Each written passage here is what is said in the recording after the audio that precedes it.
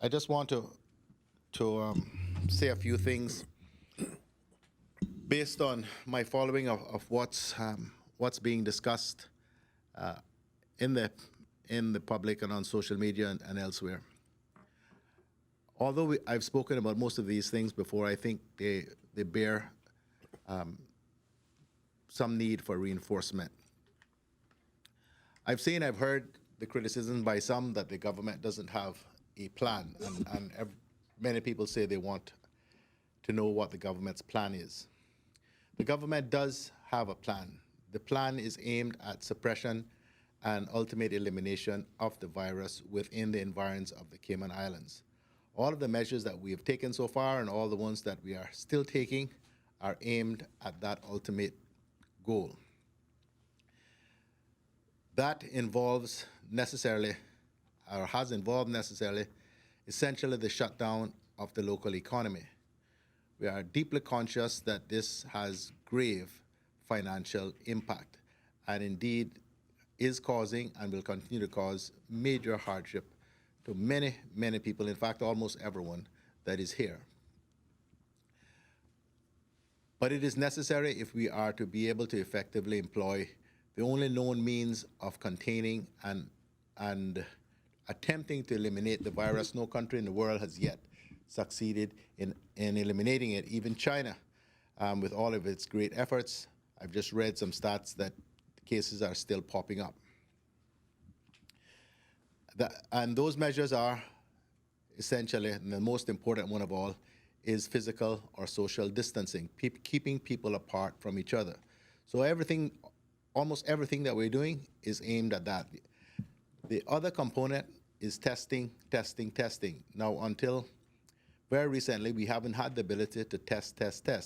And we're still not quite there because although we've got more test kits than we need, there are still other aspects of the process that are still being worked through.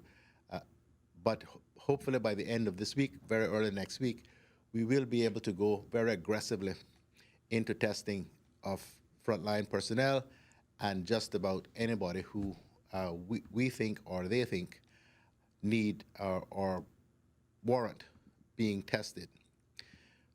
That is the government's approach to this suppression and ultimate elimination of the virus within the broader community. Once we are able to do that, we would be able to release most of these restrictions that are currently in place.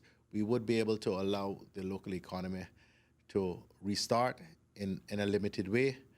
We've seen what is being attempted, and we're watching very carefully in many other countries. Spain is now trying slowly to restart its economy.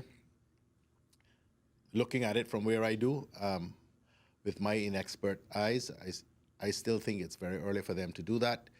We've seen that they're successfully doing it in China. Cayman, of course, is a much smaller place.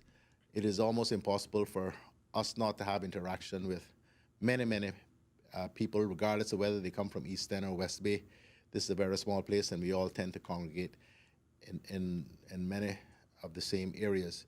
So it's trying to reopen Cayman district by district will be an absolute impossibility. We have to eliminate the disease as far as possible within each of the islands.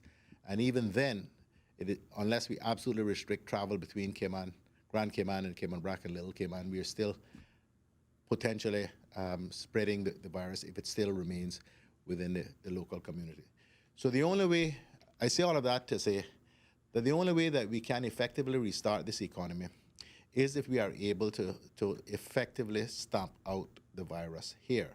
Otherwise, nobody is going to want to move about these islands doing business, at least no sensible person, with the real risk that the virus is still there and that they might contract it. So it is deeply concerning to me and to us when we see and we hear some of the very narcissistic comments that are made, which contend that essentially you should just let the dead, the sick, the elderly and vulnerable people just die. Just accept that they are casualties in this particular game, and we just let them die off, and then the strong will survive, and we can just get on with business. That is absolutely not the approach of the government. It's absolutely not my approach. And so whatever measures that we have to employ to ensure that we give every person who lives and breathes here an opportunity to survive this very difficult, very challenging, very dangerous time, we are going to employ.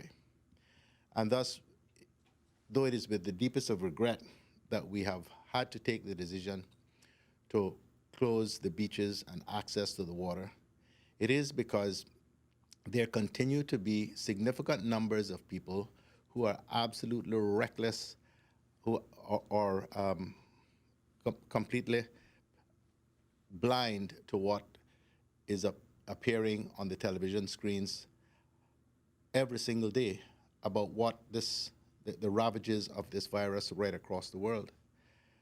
Believe you me, I've seen some stuff written by ostensibly sensible people that leave me absolutely shaking my head. I don't know how anyone can believe that they are somehow immune to this virus because they are 35 or 40 years old. No one knows how your body is going to respond to the virus. But it's not just about you. You may survive it, but you may have been, or you may be, the instrument of another's demise because you passed it to someone who passed it on to them. That's the bit that some people just don't seem to get. So what I want to say is, if we can adhere to these protocols that we put in place, we have a chance of being able to eliminate this in relatively short order. Otherwise, it's going to be one of two things. Death by 1,000 cuts, because the virus just slowly creeps through the community, and it takes months, and we're under this set of restrictions, or even more stringent ones, for a much longer period of time. Or we move to a full 21-day lockdown like they've had to do in some other places, where only one member of the household is allowed out once a week to get necessary supplies. It's going to have to be one or the other, because we can't get down into July and August under these restrictive provisions that are currently in place, which are constantly being breached by the minority. The majority of people are complying and are being very, very sensible. But it doesn't take more than a few to cause this virus to spread. Now, I know a number of people are being encouraged because the numbers are still relatively small. The first case that we had is now a month ago. Today is 22 days since we closed our borders, and we've tested 580 people. We have 54 positives. We still have only the one death, and we have a limited number of people in hospital. And so those stats, I think, might give people a sense of complacency. But believe you me, the situation that we have with the apartment complex in Georgetown that has just been reported should make everybody extremely concerned. It certainly makes us very concerned. And until we can go through the process of tracing and testing, we all need to be absolutely on our guard. Do not leave your home unless you absolutely have to. It is the safest place you can be. That is the simplest message I can deliver, the most straightforward I can deliver. Stay home, Cayman. We keep saying it over and over again. If we can if we can suppress this virus effectively, we will be able to start doing all the things that we want to do again. If we continue the way we are, this is going to stretch out interminably. And if you think you're frustrated now, if you think that you feel like your liberties are being impinged upon, it is only going to get worse because the government is resolute and determined that we are not going to, by our actions, allow this virus to spread right through this community. We're going to give it every single effort we possibly can, employ every possible measure that we possibly can to keep that from happening. Please, my people, work with us. I beg you, work with us. Let's collectively be the only country in the world that effectively eliminates this virus and can get on with our domestic activities while the virus burns itself out around the rest of the world.